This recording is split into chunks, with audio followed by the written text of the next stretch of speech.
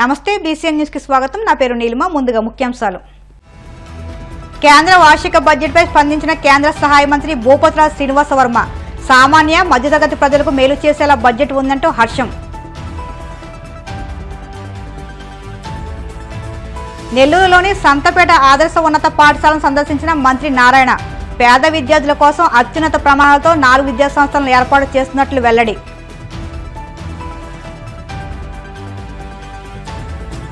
2024 ఎన్నికల్లో ఎంత ఘోరంగా ఓడిపోతామని కలలో కూడా ఊహించలేదు ఆసక్తికర వ్యాఖ్యలు చేసిన మాజీ మంత్రి అంబటి రాంబాబు।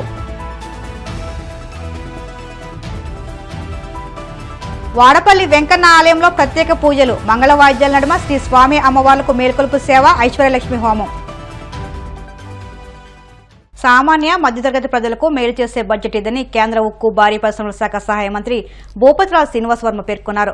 కేంద్ర వార్షిక బడ్జెట్ పై భీమవరంలోని కేంద్ర మంత్రి క్యాంప్ కార్యాలయంలో ఆయన మీడియాతో మాట్లాడారు। సవరించిన పోలవరం ప్రాజెక్టు నిర్మాణ వ్యయంను ఆమోదిస్తూ బడ్జెట్లో ప్రస్తావన ఉందని తెలిపారు। సవరించిన అంచనా 35,400 కోట్లలో ఇంకా 12,000 కోట్లు ఏపీకి ఇస్తామని బడ్జెట్ స్పష్టం చేసిందని చెప్పారు। జలజీవన్ మిషన్ పథకాన్ని పొడిగించి ఏపీకి ప్రయోజనం కల్పించిందన్నారు। ఉద్యోగ వర్గాలకు 12.75 లక్షల వరకు ఎలాంటి పన్ను చెల్లించాల్సిన అవసరం లేదని ఇది చారిత్రాత్మక నిర్ణయమన్నారు। ఈ బడ్జెట్లో విశాఖ స్టీల్ ప్లాంట్కు 3,000 కోట్లు కేటాయించినందుకు ప్రధాని నరేంద్ర మోడీకి ఆర్థిక మంత్రి నిర్మలా సీతారామన్కు ప్రత్యేక ధన్యవాదాలు తెలియజేశారు। ఆంధ్రప్రదేశ్ అభివృద్ధికి కేంద్ర ప్రభుత్వం పూర్తిగా కట్టుబడి ఉంది అనేటువంటి విషయంలో కేంద్ర ప్రభుత్వం యొక్క చిత్తశుద్ధి దీని ద్వారా మనకి అర్థమవుతుంది అనేటువంటి విషయాన్ని చెప్తూ ఉన్నాము। ఏదైతే సామాన్య మధ్యతరగతి ప్రజలకు సంబంధించి విషయాలు ఉన్నాయో ఆ విషయాలకి బడ్జెట్లో అధిక ప్రాధాన్యత ఇవ్వడం జరిగింది। ఏదైతే ముఖ్యంగా జలజీవన్ మిషన్కి సంబంధించి ఈ పథకాన్ని 2028 వరకు కొనసాగించాలని కేంద్ర ప్రభుత్వం తీసుకున్నటువంటి నిర్ణయం ఆహ్వానించదగినటువంటి నిర్ణయంగా నేను భావిస్తూ ఉన్నా। ముఖ్యంగా ఆంధ్రప్రదేశ్లో జలజీవన్ మిషన్కి గతంలో పెద్ద ఎత్తున నిధులు కేటాయించినప్పటికీ కూడా గత 5 సంవత్సరాల్లో రాష్ట్ర ప్రభుత్వం నుండి ఏ విధమైనటువంటి స్పందన లేకపోవడం వల్ల రాష్ట్ర ప్రభుత్వం నుండి వారు చెల్లించాల్సినటువంటి వాటా మొత్తం ఏదైతే ఉందో చిన్న మొత్తాన్ని కూడా రాష్ట్ర ప్రభుత్వం కేటాయించకపోవడం పట్ల ఆంధ్రప్రదేశ్లో జలజీవన్ మిషన్ సజావుగా కొనసాగలేదు అనేటువంటి విషయం మనందరూ కూడా గ్రహించాలి। ఏదైతే ఈవేళ 2028 వరకు పెంచినటువంటి పరిస్థితి ఉన్నదో దీని కారణంగా రాబోయేటువంటి రోజుల్లో ఆంధ్రప్రదేశ్లో జలజీవన్ మిషన్ యొక్క ప్రయోజనాన్ని ప్రతి ఇంటికి కూడా ఉచితంగా కుళాయి ఇవ్వాలని నరేంద్ర మోడీ గారి యొక్క ఆశయం ఉన్నదో ముందుకు వెళ్ళడానికి అవకాశం ఉందనేటువంటి విషయాన్ని ఈ సందర్భంగా ప్రస్తావిస్తూ ఉన్నాం। వేతన జీవులకు పెద్ద ఎత్తున ఊరట కలిగించినటువంటి విషయం। గత అనేక సంవత్సరాలుగా మనం ఎదురు చూస్తున్నటువంటి సామాన్య ప్రజలు ట్యాక్స్ చెల్లింపు చేసేటువంటి విషయంలో వారు కోరుకున్నటువంటి విధానం ఏదైతే ఉందో అది వేళ బడ్జెట్లో ప్రవేశపెట్టడం జరిగింది। దాదాపు 12 లక్షల వరకు కూడా ఏ విధమైనటువంటి ట్యాక్స్ కూడా చెల్లించని అవసరం లేదని కేంద్ర ప్రభుత్వం బడ్జెట్లో ప్రకటించడం జరిగింది। ఎవరైతే ఉద్యోగస్తులు 12,75,000 రూపాయల వరకు ఎటువంటి ఆదాయ పన్ను కూడా చెల్లించని అవసరం లేదనేటువంటి విషయం ఈ బడ్జెట్లో ప్రస్తావించడం జరిగింది। ఇది ఆహ్వానించదగినటువంటి పరిణామం। హెవీ ఇండస్ట్రీకి సంబంధించి 25-26లో దాదాపు 7,178 కోట్లను కేటాయించడం జరిగింది। ఇది గత సంవత్సరం బడ్జెట్ కన్నా దాదాపు 57% అధికంగా కేటాయించారనే విషయాన్ని చెప్పడానికి సంతోషిస్తూ ఉన్నా। అదేవిధంగా స్టీల్కి సంబంధించి అనేక ప్రోత్సాహకాలు ఇవ్వడం జరిగింది। స్టీల్కి సంబంధించి మంచి కేటాయింపులు ఈ బడ్జెట్లో కేటాయించడం జరిగింది। ఏదైతే RINLకి సంబంధించి 8,400 కోట్లు 24-25 సంవత్సరంలో కేటాయించడం జరిగింది। అదేవిధంగా 25-26 సంవత్సరంలో దాదాపుగా RINLకు 3,000 కోట్ల రూపాయలు కేటాయించడం జరిగింది।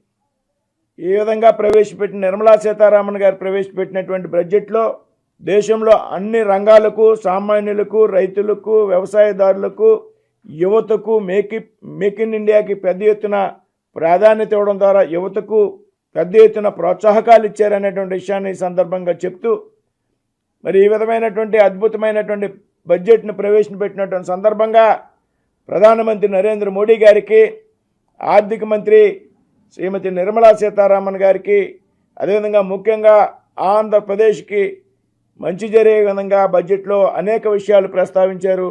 వారిద్దరికీ కూడా ధన్యవాదాలు తెలియజేస్తున్నాం. ముఖ్యంగా ఆంధ్రప్రదేశ్కి సంబంధించి స్టీల్కి సంబంధించి RINL అంటే విశాఖ స్టీల్ ప్లాంట్కి సంబంధించి 24-25 బడ్జెట్లో దాదాపు 8400 కోట్లు కేటాయింపులు చేసినట్టు, అదేవిధంగా 25-26 సంవత్సరానికి సంబంధించి 3000 కోట్ల రూపాయల కేటాయింపు ఈ బడ్జెట్లో ప్రస్తావించడం జరిగింది. ఇందుకు గాను ఆంధ్రప్రదేశ్ రాష్ట్ర ప్రజల తరపున మరి ప్రధానమంత్రి నరేంద్ర మోడీ గారికి, ఆర్థిక శాఖ మంత్రి శ్రీమతి నిర్మలా సీతారామన్ గారికి ధన్యవాదాలు తెలియజేస్తున్నాం. భారీ పరిశ్రమల శాఖకి సంబంధించి 7,178 కోట్లను కేటాయించడం జరిగింది. ఇది దాదాపు గత ఏడాది బడ్జెట్ కన్నా 57% ఎక్కువ. ముఖ్యంగా ఏదైతే హెవీ ఇండస్ట్రీస్కి సంబంధించి పెద్ద ఎత్తున EV వెహికల్స్కి ప్రాధాన్యత ఇస్తూ అనేక సంస్కరణల్ని ఈ బడ్జెట్లో ప్రవేశపెట్టడం జరిగింది. పెద్ద ఎత్తున హెవీ ఇండస్ట్రీస్కి రాయితీలు ఇచ్చిందనేటువంటి విషయాన్ని ఈ సందర్భంగా రాష్ట్రంలోని పేద విద్యార్థుల కోసం అత్యున్నత ప్రమాణాలతో 4 విద్యా సంస్థలను ఏర్పాటు చేయనున్నట్టు మంత్రి నారాయణ తెలిపారు.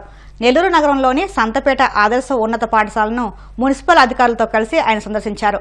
ఈ సందర్భంగా పాఠశాల పరిసరాలను ఆయన పరిశీలించారు.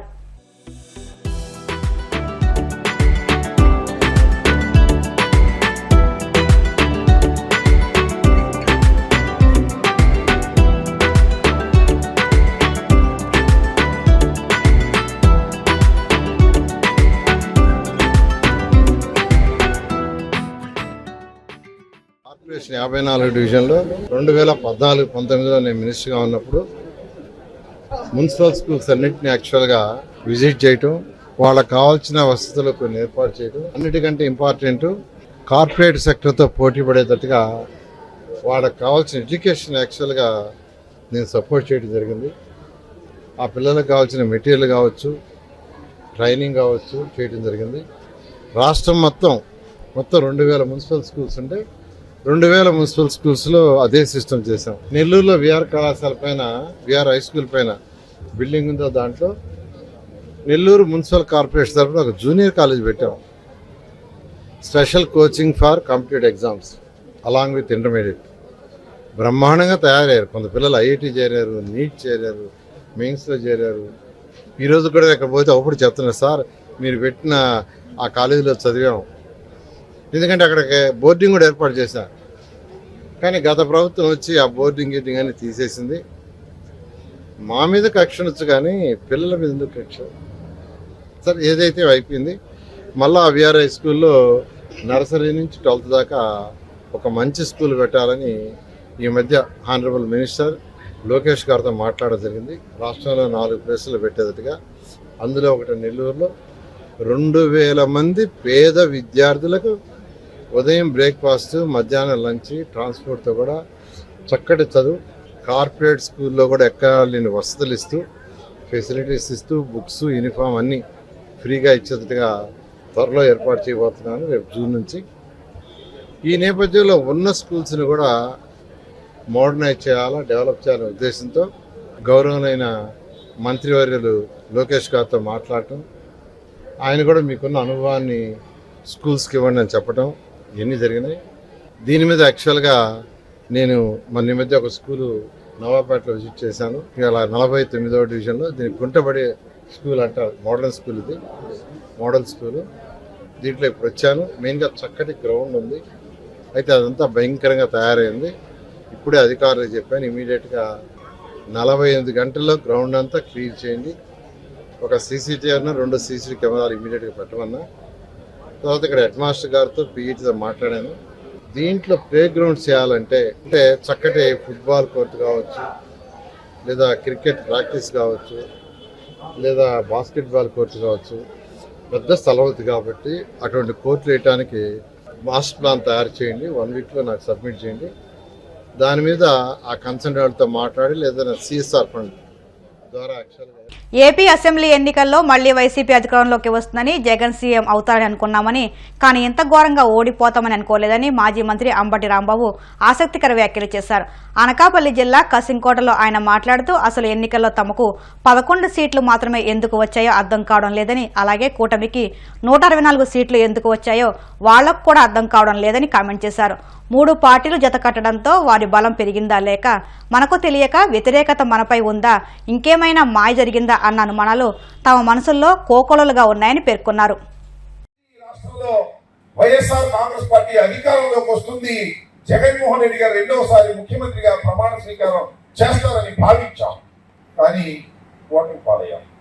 ఓడిపోతే ఓడిపోయాం, చాలా ఘోరంగా ఓడిపోయాం, ఒప్పుకోవాలి. కేవలం 11 సీట్లు మాత్రమే గెలుచుకున్నాం. 164 సీట్లు వారు గెలుచుకున్నారు. మన ఎవరికి అర్థం కాదా? బాబు మనకు 11 వచ్చినాయని మనకు అర్థం కాదా? మనకు అర్థం కాకపోతే అర్థం కాకపోయింది. వాళ్ళకు 164 సీట్లు వాళ్ళకి ఎందుకు వచ్చాయో వాళ్ళకే అర్థం కాదు. అంటే ఏం జరిగింది? 2-3 కలవడంతో బలం పెరిగిందా, లేక మనకు తెలియని వ్యతిరేకత ఏమైనా ఉన్నదా, లేక ఏదైనా మాయ జరిగిందా అనేటువంటి అనుమానాలు కోకొల్లలుగా మన మనసులో ఉన్నాయి. ఏది ఏమైనా ఓటమి పాలయ్యాం. కోనసీమ తిరుమలగా వర్ధిల్లుతున్న వాడపల్లి శ్రీ వెంకటేశ్వర స్వామి ఆలయంలో ఆదివారం ప్రత్యేక పూజలు వైభవంగా నిర్వహించారు.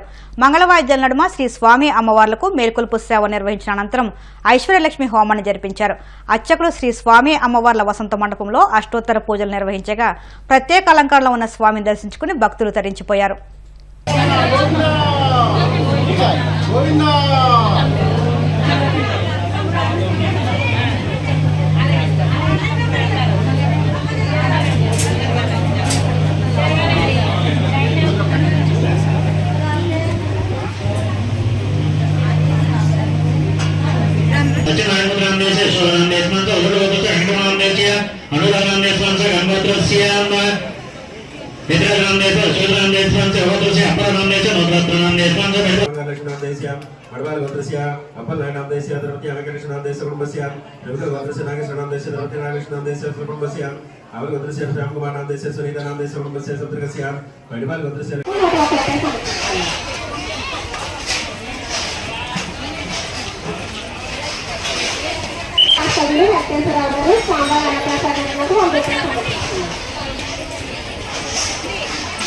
ఇప్పుడు కాసేపు ప్రకటనలు.